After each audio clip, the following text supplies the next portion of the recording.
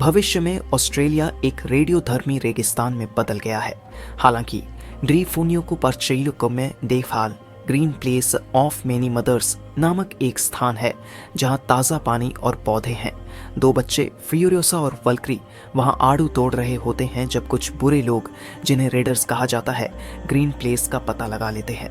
Furiosa उनकी मोटरसाइकिलों को नुकसान पहुंचाने की कोशिश करती है, लेकिन वे उसे अपने नेता डिमेंटस के लिए पकड़ लेते हैं। फ्यूरियोसा की मां मैरी उनका पीछा करती है और उनके शिविर में पहुंचकर अधिकांश रेडर्स को मार देती है, लेकिन एक रेडर फ्यूरियोसा को डिमेंटस के पास ले जाता है। फ्यूरियोसा उस रेडर को बुरी तरह घायल कर देती है, इससे पहले कि वह डिमेंटस को ग्रीन प्लेस का स्थान बता सके। मैरी छुपकर शिविर में घुसती है और फ्यूरियोसा को बचा लेती है, लेकिन डिमेंटस उन्हें फिर से पकड़ लेता है।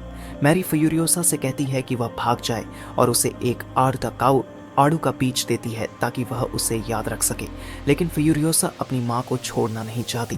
डिमेंटस फ्यूरियोसा को उसकी मां की क्रूसिफिक्शन, सूली पर चढ़ाना, देखने के लिए मजबूर करता है। इसके बाद वह फ्यूरियोसा को अपने साथ रख लेता है, उम्मीद करते हुए कि वह उसे ग्रीन प्लेस का रास्ता बताएगी। कुछ समय बाद डिमेंटस एक और जगह पर हमला करता है जहां ताज़ा पानी और खेती होती है, जिसे सिटाडेल कहते हैं। लेकिन सिटाडेल की रक्षा एक मजबूत सेना करती है जिसे वॉर बॉयज कहते हैं, जिनके नेता इमोर्टन जो हैं, डिमेंटस और उसकी गैंग को हरा दिया जाता है। इसलिए वह अपनी योजना बदल देता है और गैस्टॉन पर कब्जा करने का फैसला करता है, जहां वे पेट्रोल बनाते हैं। वह एक चाल का इस्तेमाल कर गैस्टॉन पर कब्जा कर लेता है और शांति वार्ताओं के दौरान जो डिमेंटस के गैस्टॉन पर अधिकार को स्वीकार करता है, जो गैस्टॉन को अधिक भोजन और पानी देने के लिए सहमत होता है बदले में हॉर्ड के डॉक्टर और फ्यूरियोसा के लिए, जिसके बाएं हाथ पर ग्रीन प्लेस का नक्शा खोदा हुआ है। इसके बाद जो फ्यूरियोसा को अपनी बीवियों के साथ एक तिजोरी में बंद कर देता है। जो का बेटा रिक्टस फ्यूरियोसा को पसंद करता है और वह भागने की योजना बनाती है। एक रात रिक्टस फ्यूरियोसा को तिजोरी से बाहर निकालने की कोशिश करता है, लेकिन वह अपने बालों से बने विग का इस्तेमाल कर भाग जाती है और गायब हो जाती है। फ्यूरियोसा एक मूक किशोर लड़के का रूप लेकर छुप जाती है और धीरे धीरे जो के आदमियों में ऊंचा उठती जाती है। कई वर्षों में वह वॉररिक नामक एक भारी हथियारों से लैस ट्रक बनाने में मदद करती है, जिसे खतरनाक वेस्टलैंड में आपूर्ति ले जाने के लिए बनाया गया है। वह भागने की योजना बनाती है जब इस शो के शीर्ष चालक प्रेटोरियन जैक एक आपूर्ति यात्रा पर निकलते हैं, लेकिन जब डिमेंटस के दाहिने हाथ द ऑक्टोबस उसे धोखा देकर हवा से हमला करते हैं, फ्यूरियोसा की योजना विफल हो जाती है। ऑक्टोबस के मोटिफ्लायर्स पूरे वॉररिक की टीम को मार डालते हैं और फ्यूरियोसा की छिपी मोटरसाइकिल को नष्ट कर देते हैं, लेकिन फ्यूरियोसा और जैक मिलकर उन्हें हरा देते हैं। फ्यूरियोसा रिक को अपने लिए लेने की कोशिश करती है, लेकिन जैक उसे रोक देता है। उसकी क्षमता को देखते हुए वह उसे प्रशिक्षित करने का प्रस्ताव देता है, अगर वह उसकी टीम को फिर से बनाने में मदद करे। फ्यूरियोसा सहमत हो जाती है और जैक की दूसरी कमांडर बन जाती है। फ्यूरियोसा और जैक मिलकर काम करते हैं, एक दूसरे के साथ प्रशिक्षण लेते हैं और एक बंधन बनाते हैं। वे वेस्टलैंड के कठिन जीवन से भागने का सपना देखते हैं। उन्हें मौका तब दिखता है जब जो गैस्टॉन पर हमला करने का निर्णय लेता है, जिसे डिमेंटस ने लगभग बर्बाद कर दिया है। जो और फ्यूरियोसा गैस्टॉन पर हमला करने की तैयारी करते हैं। फ्यूरियोसा और जैक को आदेश मिलता है कि वे बुलेट फॉर्म से सताउस का मुसेट हथियार और गोला बारूद लेकर आएं, जो सिटाडेल का एक सहयोगी खदान है। जब वे वहां पहुंचते हैं तो डिमेंटस उन पर हमला करता है। फ्यूरियोसा और जैक मुश्किल से बच निकलते हैं और फ्यूरियोसा का बायां हाथ घायल हो जाता है। डिमेंटस उनका पीछा करता है और जैक को यातना देकर मार डालता है।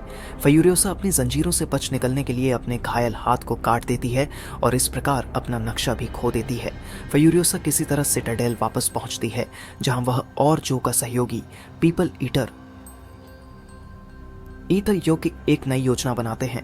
वे डिमेंट्स को एक जाल में फंसाने की कोशिश करते हैं। वॉर बॉयज और हॉर्ड के बीच एक 40 दिनों का युद्ध छिड़ जाता है। फ्यूरियोसा का नक्शा खो जाने के कारण वह ग्रीन प्लेस का रास्ता नहीं जान पाती, लेकिन वह डिमेंटस को हराने के लिए दृढ़ रहती है। फ्यूरियोसा अपने सिर को फिर से मुंडवाती है और अपने कटे हुए हाथ की जगह एक मैकेनिकल प्रोस्थेटिक लगाती है। वह डिमेंटस का पीछा करती है और अंत में उसे रेगिस्तान में पकड़ लेती है।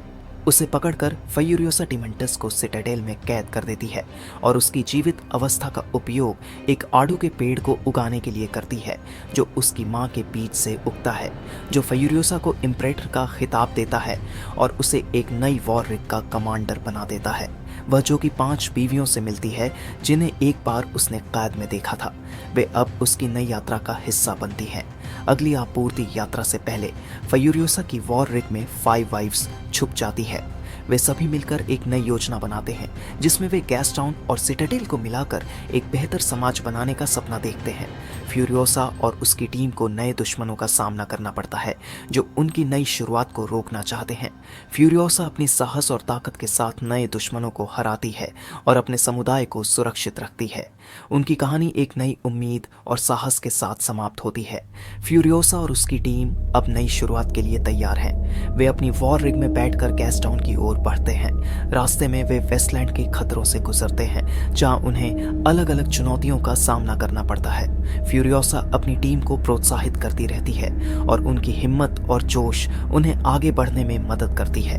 गैस्टाउन पहुंचने पर फ्यूरियोसा और उसकी टीम को वहां की हालत देखकर झटका लगता है। डिमेंटस के गलत प्रबंधन के कारण गैस्टाउन अब बर्बाद हो चुका है। लोग भूखे और प्यासे हैं। फ्यूरियोसा और उसकी टीम तुरंत लोगों की मदद करने में जुट जाती है।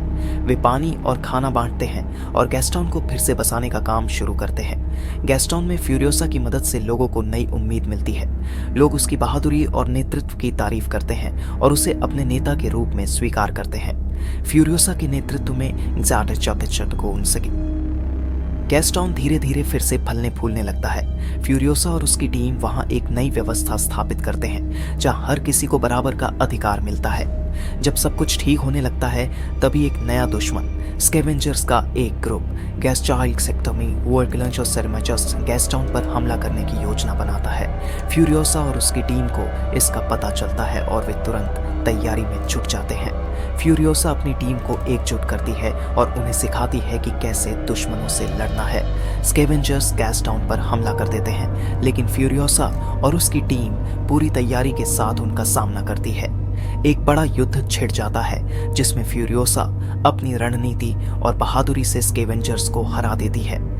इस जीत के बाद गैस्टाउन के लोग और भी ज्यादा फ्यूरियोसा की इज्जत करने लगते हैं। युद्ध के बाद फ्यूरियोसा गैस्टाउन में एक नई व्यवस्था स्थापित करती है। वह सुनिश्चित करती है कि हर किसी को खाना, पानी और सुरक्षा मिले। वह गैस्टाउन को एक ऐसे स्थान में बदल देती है जहां लोग सुरक्षित और खुशहाल रह सके। फ्यूरियोसा की मेहनत और लगन से गैस्टाउन अब एक बेहतर जगह बन गया है। फ्यूरियोसा गैस्टाउन को सुरक्षित और स्थिर देखकर सिटाडेल लौटने का फैसला करती है। वह अपनी टीम के साथ सिटाडेल की ओर बढ़ती है जहां इमोर्टन जो और बाकी लोग उसका इंतजार कर रहे हैं। फ्यूरियोसा अब एक मजबूत और आत्मविश्वास से भरी महिला है जो किसी भी चुनौती का सामना करने के लिए तैयार है। सिटाडेल लौटने पर इमोर्टन जो फ्यूरियोसा को इम्परेटर का खिताब देता है और उसकी बहादुरी की तारीफ करता है। फ्यूरियोसा अब सिटाडेल की एक महत्वपूर्ण नेता बन चुकी है। लोग उसकी इज्जत करते हैं और उसके नेतृत्व में सिटाडेल एक नई ऊंचाई पर पहुंचता है। फ्यूरियोसा अब न केवल अपने लिए बल्कि सभी के लिए एक आदर्श बन चुकी है। फ्यूरियोसा अब सिटाडेल और गैस्टाउन दोनों की देखभाल करती है। वह सुनिश्चित करती है कि दोनों स्थानों के लोग खुशहाल और सुरक्षित रहे। उसकी मेहनत और लगन से दोनों स्थान अब फल फूल रहे हैं। फ्यूरियोसा ने साबित कर दिया है कि एक मजबूत और दृढ़ संकल्प वाली महिला किसी भी मुश्किल को पार कर सकती है। फ्यूरियोसा की कहानी अब एक नई उम्मीद की किरण है। उसने साबित कर दिया है कि अगर इंसान के पास हिम्मत और लगन हो तो वह किसी भी चुनौती का सामना कर सकता है। फ्यूरियोसा की कहानी सभी के लिए प्रेरणा का स्रोत बन चुकी है। उसकी बहादुरी और नेतृत्व ने सभी को दिखा दिया है कि सही मायनों में एक सच्चा नेता कौन होता है। कहानी यहाँ समाप्त होती है लेकिन फ्यूरियोसा की विरासत हमेशा जीवित रहेगी। उसकी बहादुरी और साहस हमेशा लोगों को प्रेरित करता रहेगा। धन्यवाद हमारे साथ इस पूरी कहानी की यात्रा में शामिल होने के लिए। अगर आपको यह रिकैप पसंद आया हो तो लाइक, शेयर और सब्सक्राइब करना ना भूलें ताकि आपको और भी रोमांचक कहानियां देखने को मिल सके। नोटिफिकेशन ऑन करें ताकि आप इस तरह के और वीडियो देख सकें।